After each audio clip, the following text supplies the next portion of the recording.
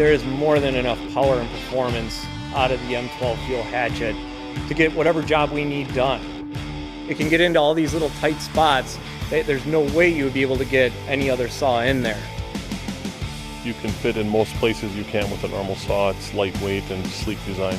Half the weight of any other saw that I've used, and at probably half the size or less. You're able to get into tight spots with it when you're talking about the health of the plant and doing a correct pruning cut. They're able to have that right next to them, and they can take down a 3-inch branch without a problem. I was really impressed with the cutting capacity of the tool. The performance stays consistent from start to finish. The runtime on the M12 fuel hatchet, well over 100 cuts I can make with a single charge. I easily get over 100 cuts on a single battery, going from a 2x4 to a branch. Storm damage, small branches, pruning of fruit trees. This has virtually eliminated the need for hand pruning, which increases productivity throughout the day. It allows me to work longer days and finish out my week without being tired.